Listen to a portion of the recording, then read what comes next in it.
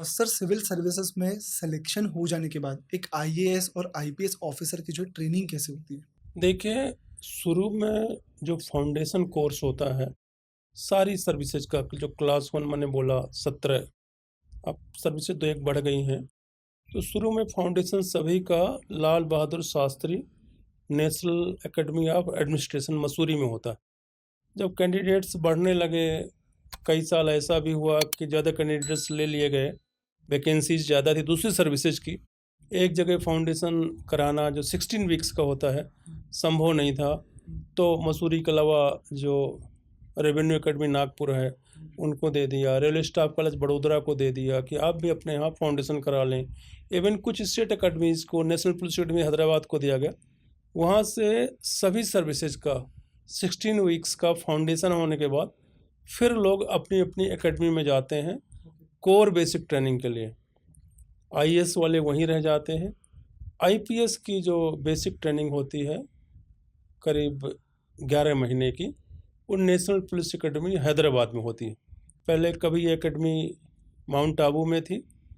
1974 में 1974 में ये एकेडमी हैदराबाद में शिफ्ट हुई। तब से आईपीएस की ट्रेनिंग वहीं होती है। और वो जो बेसिक ट्रेनिंग वहाँ ख़त्म करने के बाद, पासिंग आउट परेड होने के बाद, बहुत सारे अटैचमेंट्स होते हैं। आर्मी के साथ होता है, सेंट्रल आर्म्ड पुलिस फोर्स के साथ होता है। वेपन ट्रेनिंग के लिए हम central school of weapon training BSF का जो इंदौर है, वहाँ आते हैं। तो फिर डिस्ट्रिक्ट में आते हैं, जो हमें कार्डर मिलता है वहाँ पे डिस्ट्रिक्ट प्रैक्टिकल ट्रेनिंग होती है, थाना अटैचमेंट होता है, एसडीओपी अटैचमेंट होता है, डिस्ट्रिक्ट पुलिस ऑफिस में अटैचमेंट होता है। तकरीबन 2 साल बाद ये लगातार प्रक्रिया चलती रहती है ट्रेनिंग की। 2 साल बाद फिर आईपीएस ऑफिसर कंफर्म होता है सर्विस में। तब तक वो असिस्टेंट एसपी कहलाता है, एएसपी कहलाता है। और उस जब हम ट्रेनिंग करने गए थे नेशनल पुलिस अकेडमी हैदराबाद में, तो आईपीएस और 1 स्टार लगाते थे। पासिंग आउट परेड कंप्लीट करके जब डिस्ट्रिक्ट प्रैक्टिकल ट्रेनिंग के आए, तो हम आईपीएस और 2 स्टार लगाए। फिर जब कंफर्म हो गए, ASP confirmed, assistant SP confirm हो गए, तो आईपीएस और 3 स्टार।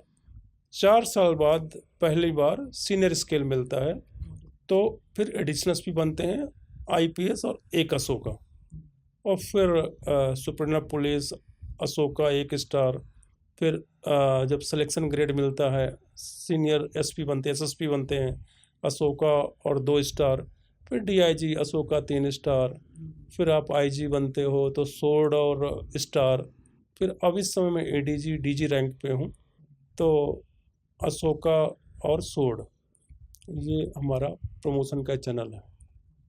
सर मैं इसमें थोड़ा-सा डीप जाना चाहूँगा and I would love to know कि कैसे सरदार वल्लभ भाई पटेल नेशनल पुलिस एकेडमी जो है आईपीएस ऑफिसर के माइंडसेट एंड मेंटालिटी को शार्प करती है? देखिए, जब हम लोग वहाँ इकट्ठा हुए थे, टोटल 82 ऑफिसर्स आईपीएस सेलेक्ट होने के बाद, अलग अलग स्टेट से थे, अलग अलग बैकग्राउंड से थे। कोई रूरल बैकग्राउंड से था, कोई सब अर्बन बैकग्राउंड से था, कोई मेट्रो ग्रूमिंग करके आया था, फिर कोई इंजीनियर था, कोई आर्ट्स बैकग्राउंड से था, कॉमर्स का था। लेकिन एक बार जब आप वहाँ पहुँच गए, तो सबसे पहले आपको पुलिस ऑफिसर बनाने की प्रक्रिया, उस तरह की कंडीशनिंग देने की प्रक्रिया की जाती है।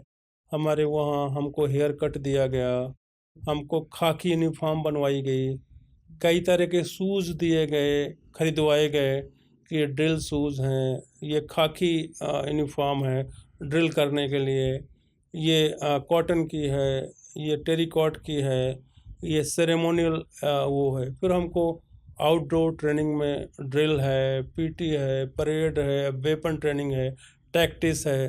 फिर इंडोर क्लासेस में सारे जो मेजर लॉज हैं, उस समय आईपीसी, सीआरपीसी, एविडेंस एक्ट हुआ करता था। अब तो बीएनएस, बीएनएसएस और एविडेंस एक्ट हो गया है, भारतीय भारतीय साक्ष्य न्याय अधिनियम संहिता। हो गया है। हाँ।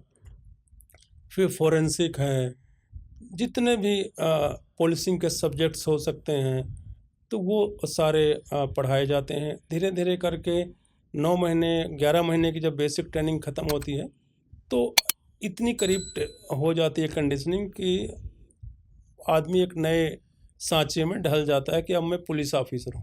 इसके बाद जब वो उसे काडर मिलता है, उसी दौरान उसको काडर मिल जाता है, मध्य प्रदेश काडर, उत्तर प्रदेश काडर, किस काडर में जाना चाहता है। फिर जब डिस्ट्रिक्ट प्रैक्टिकल ट्रेनिंग के लिए आता है और पहली बार उसका जब साबका होता है, पढ़ता है पुलिस कर्मियों से फील्ड के, बचपन में जिनको देखा करता था थाने में, जब स्वयं और जो नए ऑफिसर आते हैं, यंग लड़का आईपीएस, उसको जो हमारा आरक्षक है, सीनियर आरक्षक है, सार्जेंट है, हेड साहब हैं, वो सिखाते हैं, बताते हैं कि आप थाने में आपको रोज नामचा, जनरल डायरी कैसे लिखनी है, केस डायरी कैसे लिखनी है, एंट्रीज कैसे करनी है, समन्स तामील कैसे करना है, वारंट तामील का। शुरू शुरू में बड़ा उत्साह होता है, अपराधियों को पकड़ने जाना, रात की नाइट पेट्रोलिंग करना कैसे की जाती है, फिर मीडिया हैंडलिंग कैसे की जाती है, कोई क्राइम हो गया तो उसमें जो ह्यू एंड क्राई होता है, कितनी जल्दी रिजल्ट देने का होता है कि आप, और फिर